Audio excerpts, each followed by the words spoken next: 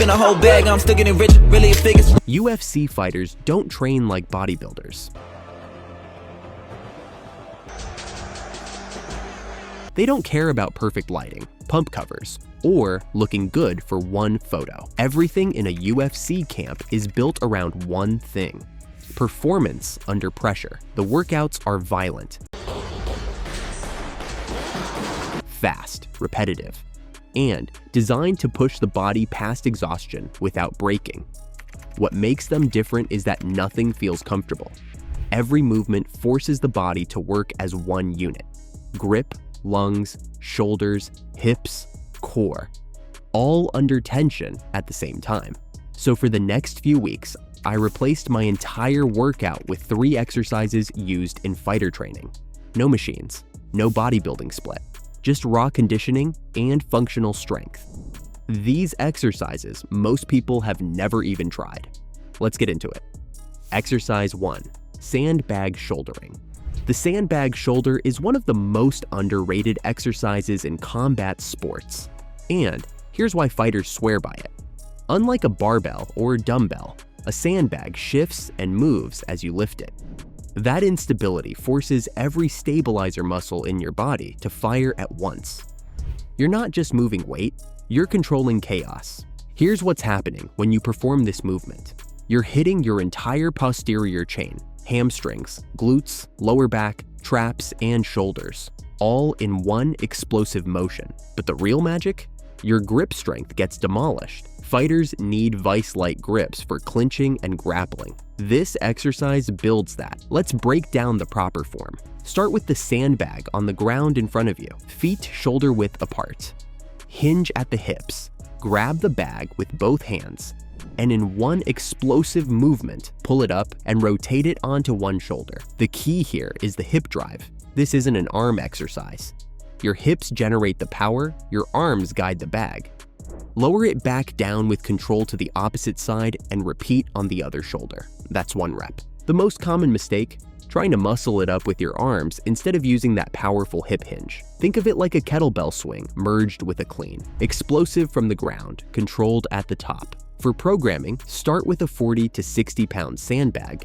If you're new to this movement, aim for 5 sets of 6 to 8 reps per side. Rest 90 seconds between sets. This isn't a cardio drill, it's about power and strength. Move with intention. Now, that exercise builds raw strength, but this next one, this is where conditioning meets brutality. Exercise 2, sprawls. Sprawls are the exercise that separates the conditioned from the gassed. In MMA, when an opponent shoots for a takedown, you sprawl, explosively throwing your hips back and legs out to defend. Do this for 3 5-minute rounds, and you'll understand why fighters have insane conditioning.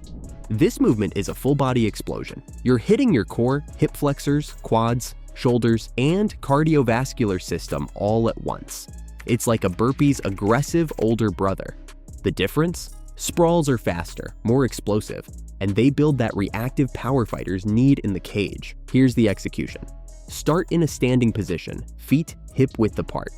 Drop down fast, hands hit the ground, and explosively kick your legs straight back into a plank position.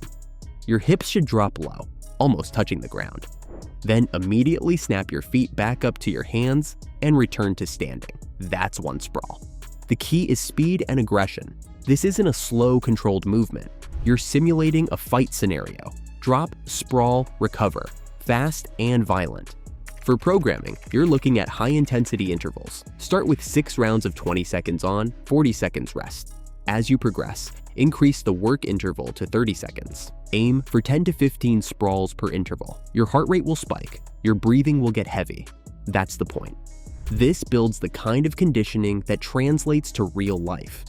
Not just looking good, but performing when it counts.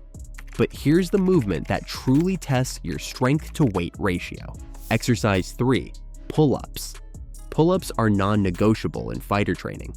Walk into any MMA gym and you'll see a pull-up bar getting destroyed daily. Why? Because relative strength, your ability to move your own body weight, is everything in combat sports. You can't fake a pull-up. Either you can move your body or you can't. This exercise builds serious back width, lat strength, bicep power, and most importantly, grip endurance. When a fighter is hanging on an opponent in the clinch or defending a submission, that grip strength comes directly from movements like this. Pull-ups also build the kind of back density that protects your spine and improves posture under load. Here's proper execution. Grab the bar with hands slightly wider than shoulder width, palms facing away. Dead hang at the bottom with arms fully extended. Pull yourself up until your chin clears the bar. Lower back down with control to full extension. That's one complete rep. Full range of motion is critical. None of this half rep nonsense. Dead hang to chin over bar, every single rep.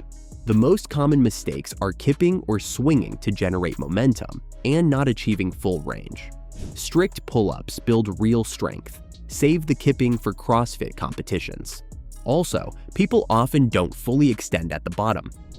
That dead hang position is where you build true pulling strength. If you can't do a strict pull-up yet, here's the progression. Use resistance bands for assistance, or do negative pull-ups.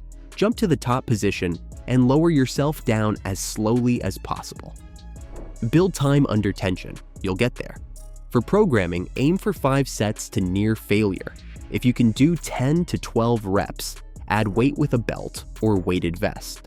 If you're doing 3 to 5 reps, that's your strength range. Perfect for building power. Rest 2 minutes between sets. Now here's how you combine all 3 of these into one devastating workout. Why it works. After 3 weeks of following this protocol, the changes are undeniable. First, the obvious. Strength gains across the board. Sandbag weights that felt impossible in week 1 become manageable by week 3. Pull-up numbers increase. Sprawls that left you gasping for air start to feel controlled. But here's what most people don't expect. The conditioning spillover is massive. Everyday activities become easier. Carrying groceries, moving furniture, playing with kids, that real-world strength translates immediately. That's the difference between bodybuilding strength and functional strength. Body composition changes happen faster than traditional splits. Why? Because these are compound, high-intensity movements that spike your metabolism and keep it elevated for hours after training. You're not just building muscle, you're burning fat simultaneously. The sprawls alone will strip body fat faster than an hour on the treadmill. Grip strength improves dramatically. The sandbag and pull-ups build crushing grip power. You'll notice it opening jars, carrying heavy bags, even in your handshake. Here's why this approach works when traditional bodybuilding often fails. These exercises demand coordination, stability, and power, not just isolated muscle contractions. Your body learns to move as a unit. That's athletic development, not just muscle development. So who is this workout designed for? Anyone who wants functional strength without living in the gym. People are tired of spinning their wheels on traditional bodybuilding programs. Athletes looking to build power and conditioning. Anyone who values performance over appearance, though the appearance benefits come anyway. If you're dealing with lower back issues, start light with the sandbag and focus on perfect form. If pull-ups are currently impossible, use the progressions mentioned earlier. This program is scalable. Try just one of these exercises in your next workout and drop a comment telling me which one humbled you the most. I'm betting it's the sprawls. They always get people. If you want more no-nonsense training content that actually works, hit that subscribe button. We're showing you what elite athletes actually do to build real strength and conditioning.